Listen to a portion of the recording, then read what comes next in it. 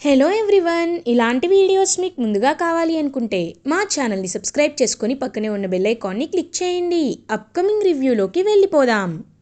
నిషా తను ప్రెగ్నెంట్ అనే అతిపెద్ద నిజాన్ని తెలుసుకొని ఒకసారి సీసీటీవీ ఫుటేజ్ చూస్తాను, ప్రేమ్ నిజంగా నా రూమ్లో ఉన్నాడో లేదో చూస్తాను అని సీసీటీవీ ఫుటేజ్ని గమనిస్తుంది. సో ప్రేమ్ కేవలం నిషాని ఆ రూమ్లో డ్రాప్ చేసి ఒక్క నిమిషంలోనే బయటికి వచ్చేయడాన్ని గమనిస్తుంది నిషా. కానీ ప్రేమ్ బయటికి వచ్చిన కాసేపటికే గుణ నిషా రూమ్లోకి ఎంటర్ అవ్వడాన్ని సీసీటీవీలో చూసి ఒక్కసారిగా షాక్ అయిపోతుంది నిషా. వెంటనే ఆ సీసీటీవీ ఫుటేజ్ని తీసుకువెళ్ళి గుణకి చూపించి గుణ చెంప పగలగొడుతుంది. రేయ్, నీకు ఏం చెప్పాను, నువ్వు ఏం చేసావు? ఆ చామంతితో క్లోజ్ అవ్వమని చెప్తే నువ్వు నాతో క్లోజ్ అయ్యావు కదరా అని చెప్పి గుణ చెంపలు వాయిస్తుంది నిషా. హేయ్, ఏం మాట్లాడుతున్నావు నిషా? నిజంగా నేను ఇలా అనుకోలేదు, ఇలా ఎలా జరిగిందో కూడా నాకు అర్థం కావటం లేదనే లోపు అప్పుడే మనకి ఆ వ్యక్తినైతే చూపిస్తారు. ఎవరో కాదు, గుణ తన ఫ్రెండ్కి చెప్పి పౌడర్ కలపమని చెప్తాడు కదా, ఎప్పుడు డ్రింక్ చేస్తూ ఉంటాడు అతను అన్నమాట. ఇంకా అతనిని చూపిస్తూ ఉంటారు. అతను కావాలనే ప్రేమ్ చామంతి ఇద్దరి కూల్ డ్రింక్లో తక్కువ పౌడర్ కలిపి నిషా గుణ రూమ్కి వెళ్ళేలా చేస్తారు. లేకపోతే చామంతి చాలా మంచి అమ్మాయి చామంతిని మీరు జీవితం నాశనం చేయాలనుకుంటే నేను చూస్తూ ఊరుకుంటానా? రేయ్, నేను డ్రింకర్నేరా, కానీ నాకు హార్ట్ ఉంటుంది. చామంతి ఎంత మంచి అమ్మాయో, తను మా ఫ్రెండ్స్ జీవితాలు ఎంత బాగా కాపాడిందో తెలుసు. అలాంటి అమ్మాయి జీవితాన్ని నేను కాపాడాను అని హ్యాపీగా ఫీల్ అవుతాడు. ఇంకా ఆ వ్యక్తి అయితే అలా ఇంకా నిషాతో గుణ, చూడు నిషా, నేను ఒకటి చెప్తున్నాను, నువ్వు నువ్వు రేపు మార్నింగే హాస్పిటల్కి వెళ్ళు అని అంటారు. ఏం మాట్లాడుతున్నావు నువ్వు అని అంటుంది. అవును, హాస్పిటల్కి వెళ్ళి అసలు నువ్వు ప్రెగ్నెంటా కాదా అని ఒకసారి చెక్ చేసుకో. ఒక్కొక్కసారి ఆ కిట్లో కూడా తేడా చూపిస్తూ ఉంటుంది కదా, డాక్టర్ని వెళ్ళి కలిస్తే వాళ్ళు తర్వాత ప్రొసీజర్ ఏంటో చెప్తారు. అర్థమైందా అని అంటారు. అర్థమైంది, కానీ నాకు ఫ్యూచర్ లేదని ప్రాబ్లం అయితే అని అంటుంది. చూడు, నాకు అదంతా తెలీదు, కానీ ఈ విషయం మాత్రం ఎవ్వరికీ తెలియకూడదు. తెలిసిందంటే మాత్రం ఇంకా నువ్వెప్పటికీ ప్రేమ్ని పెళ్లి చేసుకోలేవు, నేను ఎప్పటికీ ఆ చామంతిని పెళ్లి చేసుకోలేను. మన ఇద్దరి భవిష్యత్తు నీపైనే ఆధారపడింది. కాబట్టి నువ్వు నిజంగా ప్రెగ్నెంట్వా కాదా అనే విషయాన్ని కన్ఫర్మ్ చేసుకోవడానికి డాక్టర్ దగ్గరికి రేపు మార్నింగే బయలుదేరు అని అంటారు. సరే వెళ్తాను అని ఇంకా ఇంటికి వెళ్ళిపోతుంది నిషా. ఇది ఇలా ఉండగా మార్నింగ్ అవుతుంది. నిషా అండ్ ప్రేమ్లా పెళ్లి కూతురు పెళ్లి కొడుకు చేసే కార్యక్రమం అయితే స్టార్ట్ అవుతుంది.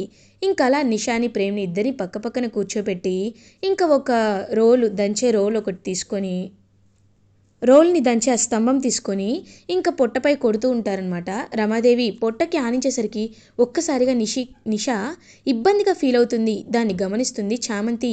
ఇంకా అలా నిషా పక్కకి వెళ్ళిపోతుంది. అందరూ పసుపు దంచే కార్యక్రమం అయితే స్టార్ట్ చేసేసుకుంటారు. సో ఈ నిషా అమ్మ ఎందుకు ఇంత డౌట్గా ఉంది, అసలు ఆవిడ ఎందుకు ఇంత ముభావంగా ఉంది అని అలా నడుచుకుంటూ వెళ్తుంటే తన కాళ్ళ కింద ప్రెగ్నెన్సీ కిట్ అయితే కనబడుతుంది చామంతికి. ఒక్కసారిగా చామంతి షాక్ అయిపోతుంది. ఇదేంటి, నిషామ్మ రూమ్ పక్కనే ఉన్న కిటికీలోనో ఈ ప్రెగ్నెన్సీ కిట్ కనబడింది. నిన్న కూడా ఏదో కొరియర్ తెచ్చుకున్నారు అంటే అది ఇదేనా? ఇదెందుకు అవుతుంది? లేదు లేదు అని చెప్పి చాలా అంటే చాలా షాక్లో ఉండిపోతుందన్నమాట. వెంటనే చామంతి ఇంకా షాక్ అయ్యి నిషా లేని టైంలో నిషా రూమ్కి వెళ్తుంది. వెళ్ళి మొత్తం వెతికేసరికి ఆ ప్యాక్ అనేది కనబడుతుంది. కన్ఫర్మ్ నిషా అమ్మే ఇదంతా చేసింది. తను ప్రెగ్నెంటా? ఈ విషయాన్ని ఎలా అయినా తెలుసుకోవాలి. ఎందుకంటే తను పెళ్ళికి ముందే ప్రెగ్నెంట్ అంటే ప్రేమ్ బాబు జీవితం నాశనం చేయడానికే కదా ఇదంతా చేస్తుంది. లేదు, ప్రేమ్ బాబు జీవితాన్ని నేను ఎలా అయినా కాపాడాలి. ప్రేమ్ బాబు జీవితాన్ని నాశనం అవ్వకుండా నిషా లాంటి మోసగత్తె చేతిలో మోసపోకుండా చేయాలి అని ఇంకా అలా నిషా దగ్గరికి వెళ్ళాలని ట్రై చేస్తుంది చామంతి. అప్పుడే నిషా కారులో బయలుదేరడంతో తన స్కూటీపై నిషాని ఫాలో అవుతుంది చామంతి. ఫాలో అయ్యి తను వెళ్ళిన హాస్పిటల్కి వెళ్తుంది. వెళ్ళి ఇంకా స్టేర్ చేస్తూ ఉంటుంది దూరం నుండి. అప్పుడే కరెక్ట్గా నిషా డాక్టర్ అపాయింట్మెంట్ తీసుకుంటుంది. సో డాక్టర్ చెక్ చేస్తారనమాట నిషాని. చెక్ చేసి ఎస్ యో ప్రెగ్నెంట్ అమ్మా అని అంటారు. డాక్టర్, బట్ ఇది అన్ఎక్స్పెక్టెడ్గా జరిగింది, ఫర్దర్ ప్రొసీజర్ ఏమైనా ఉంటుందా అని అడుగుతారు. కానీ ఇది ఇనిషియల్ స్టేజే కాబట్టి ఒక 1 వీక్ తర్వాత మీరు రావచ్చు అని అంటారు. ఓకే డాక్టర్, కానీ ఈ విషయం ఎవరికీ తెలియకూడదు, మన మధ్యలోనే ఉండాలి అని అంటారు. ఓకే, ఖచ్చితంగా అని చెప్పి ఆ డాక్టర్ చెప్తారు. ఇంకలా డాక్టర్ దగ్గర నుండి నిషా బయటికి వెళ్ళిపోతుంటే, మేడం మీకు సంబంధించిన ప్రెగ్నెన్సీ రిపోర్ట్స్ అనేవి మీ ఇంటికి కొరియర్ పంపించమంటారా అని అంటారు. లేదు, కొరియర్ ఏం పంపించద్దు, నేనే తీసుకుంటాను అని చెప్పి అక్కడి నుండి వెళ్ళిపోతుంది నిషా. నిషా వెళ్ళడాన్ని గమనించి ఒక 1 అవర్ తర్వాత చామంతి ఆ హాస్పిటల్కి వెళ్తుంది. వెళ్ళి "ఆ, మా నిషా అమ్మ రిపోర్ట్స్ తీసుకురమ్మని నన్ను పంపించారు, నేను నిషమ్మ ఇంట్లో పని చేస్తూ ఉంటాను అని అంటారు.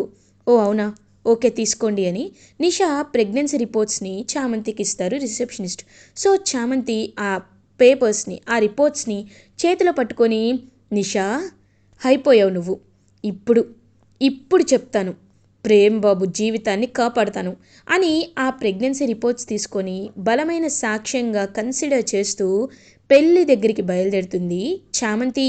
ఇది ఇలా ఉండగా చామంతి బయలుదేరుతూ ఉంటే ప్రేమ్ నిషాల పెళ్ళి స్టార్ట్ అవుతుంది. నిషాకి ఇంకా కొత్త శారీ కట్టి అలా కిందకి తీసుకువస్తూ ఉంటే నిషా హ్యాపీగా నవ్వుతూ ఉంటుంది. అమ్మయ్య, ఏదైతే ఏంటి, ప్రేమ్తో నా పెళ్ళి జరిగిపోతుంది, ఎలాగో డాక్టర్ కూడా దీనికి ఒక సొల్యూషన్ చెప్పారు కాబట్టి ఐఎమ్ సో హ్యాపీ అని హ్యాపీగా ప్రేమ్ దగ్గరే కూర్చొని పెళ్లి పీటలపై ఇంకా అన్ని అక్షింతలు వేస్తూ గౌరీ పూజ చేస్తూ ఉంటుంది నిషా.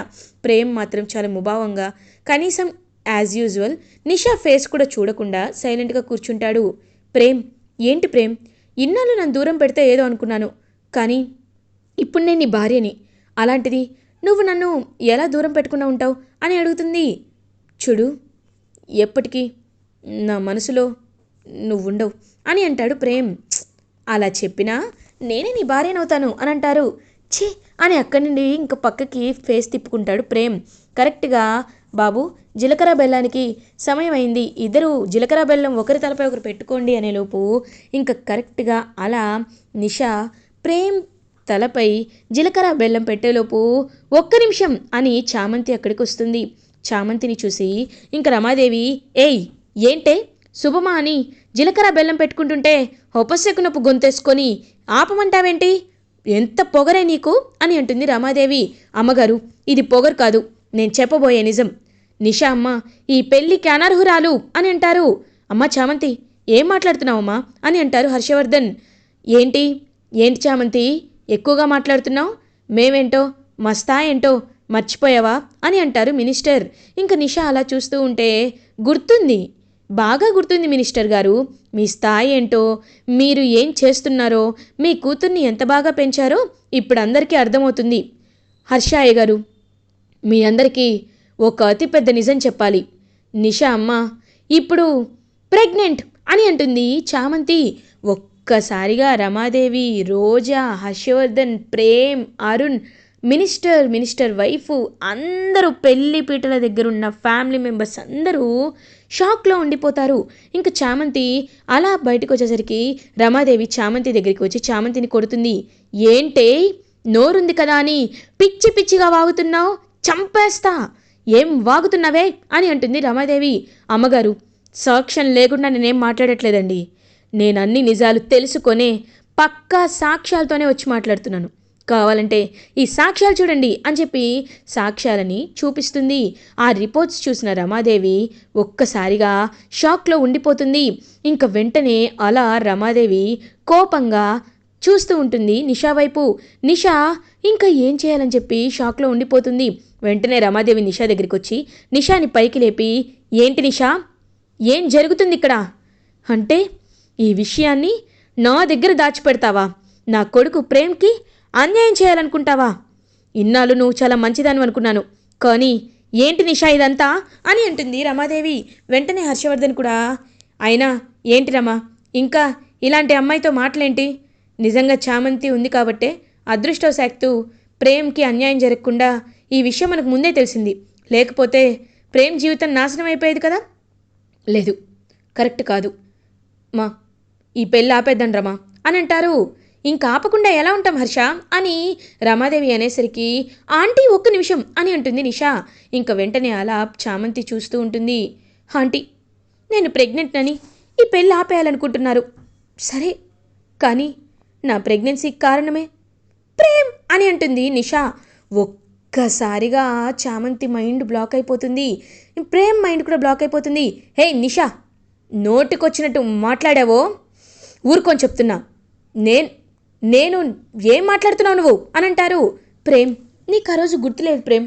అయినా నువ్వు నువ్వు ఆ రోజు నన్ను నా రూమ్లో డ్రాప్ చేసావు, గుర్తుందా? నా బ్యాచిలర్స్ పార్టీలోనే మనం అని అనేసరికి ఇంకా Prem, stop it Nisha, just stop it. ఇంకొక్కసారి అలా మాట్లాడావో ఏం చేస్తానో నాకే తెలీదు అని అంటారు. వెంటనే హర్షవర్ధన్, ఏంటమ్మా నిషా ఇది? నా కొడుకు ప్రేమపై నాకు ఎంతో నమ్మకం ఉంది. వాడు పెళ్లికి ముందే తప్పు చేసేలాంటి వ్యక్తిత్వం కాదు వాడిది. నిలువెత్తు బంగారం వాడు. నీకు జరిగిన అన్యాయాన్ని, నువ్వు చేసిన తప్పుని ప్రేమ్ పైకి నెట్టేస్తానంటే ఇక్కడ చూస్తూ ఊరుకోవడానికి ఎవరు ఖాళీగా లేరమ్మా అని అంటారు హర్షవర్ధన్. అంకుల్, ప్రూఫ్ లేకుండా నేను ఎందుకు మాట్లాడతాను అంకుల్? నా దగ్గర ప్రూఫ్ ఉంది, చూడండి, కావాలంటే ఈ వీడియో చూడండి అని వీడియోని చూపిస్తుంది. ఇంకా రమాదేవి, హర్షవర్ధన్, రోజా అందరూ వీడియో చూస్తూ ఉంటారు. ప్రేమ్ ఎత్తుకొని నిషాని రూమ్లోకి తీసుకెళ్ళినంత వరకు అయితే అందులో ఉంటుంది. బయటికి వెంటనే వచ్చేసిన వీడియోని ట్రిమ్ చేసేస్తుంది, కట్ చేసేస్తుంది అనమాట నిషా. కేవలం ఆ వీడియో మాత్రమే చూపిస్తుంది. ఇంకా అలా ఒక్కసారిగా హర్షవర్ధన్ షాక్ అయిపోతారు. ప్రేమ్ షాక్ అయిపోతాడు. నాన్న అని అంటాడు. ఏంట్రా ప్రేమ్, ఏంటిది? నేను నీపై పెట్టుకున్న నమ్మకం ఇంతేనా ప్రేమ్ అని అంటారు. ఇంకేంటి హర్ష, అనవసరంగా మనం నిషాను అపార్థం చేసుకున్నాం. కానీ చూసావా, ప్రేమ్ చాలా మంచివాడు. ప్రేమ్కి అసలు పాపం ఎంతో మంచివాడు అనుకున్నాం. కానీ మత్తులో నీకు మాటిచ్చి కూడా తాగనని తాగి మన ఇంటికి ఎంత పేరు ప్రతిష్టలన్నీ తీసేశాడో చూసావా? ఎంత అవమానాన్ని తెచ్చిపెట్టాడో చూసావా? ఇప్పుడు నిషాకి, ప్రేమ్కి పెళ్లి జరిపించడం తప్ప ఇంక మన దగ్గర ఏముంది హర్ష? ఎలాగో వాళ్ళిద్దరూ పెళ్లి కాబోయే వాళ్ళే కదా, పెళ్లి చేసుకుంటామనే ప్రేమ్ కూడా ఇలా అనుకుని ఉంటాడేమో, నిషా కూడా అందుకే సైలెంట్గా ఉండుంటుందేమో. ఇప్పుడు వాళ్ళిద్దరినీ మనం విడతీస్తే అది మనకే మంచిది కాదు. ఇప్పుడు తను ప్రెగ్నెంట్ అనే విషయం మన ఇంట్లో వాళ్ళకి తప్ప ఎవ్వరికీ తెలీదు. కాబట్టి ఈ విషయం అందరికీ తెలియకముందే పెళ్లి చేసేద్దాం హర్ష అని అంటుంది రమాదేవి. ఇంకా చామంతి మాత్రం అలా స్టన్ అయి ఉండిపోతే, ప్రేమ్, నాన్న ప్లీజ్ నాన్న, ఇదంతా వీళ్ళు నన్ను కావాలని ఇరికిస్తున్నారు, నాకు బాగా గుర్తుంది నాన్న, నేను అనేలోపు, రే ప్రేమ్, ఇప్పుడు నువ్వు చెప్పే విషయాన్ని నేను మనసుతో నమ్మొచ్చురా, కానీ ఇది నిజమని నిరూపించే సాక్ష్యం మన దగ్గర లేనప్పుడు మనం ఏమి చేయలేం కదరా, ఏం చేయలేం కదా అని పాపం హర్షవర్ధన్ కూడా సైలెంట్గా ఉండిపోతారు. అమ్మ నువ్వైనా, రే ప్రేమ్, తప్పుని కప్పిపుచ్చాలని చూడొద్దు, నిషామెల్లో కట్రా తాలి అని అంటారు. పాపం చామంతి ఏమో, లేదు ప్రేమ్ బాబు అలా చేసే టైప్ కాదు, ఆయన తప్పు చేయరు, ఖచ్చితంగా ఏదో జరిగింది, వీళ్ళు కావాలని ఇదంతా చేస్తున్నారు, ప్రేమ్ బాబుని ఎలా అయినా కాపాడుకోవాలి. అమ్మ దుర్గమ్మ, ఆపద వచ్చినప్పుడు నేను తలుచుకుంటే ప్రత్యక్షమవుతాను అన్నావు, నా కష్టాలని తీరుస్తాను అన్నావు. నా మెళ్ళో తాళి కట్టిన నా భర్త ఇప్పుడు వేరే వాళ్ళ మెళ్ళో అనుకోకుండా తాళి కట్టబోతున్నాడు, చెయ్యని తప్పుని శిక్ష అనుభవిస్తున్నాడు, నువ్వే ఎలా అయినా కాపాడాలమ్మా, కాపాడాలి అని మనస్ఫూర్తిగా కోరుకుంటుంది చామంతి.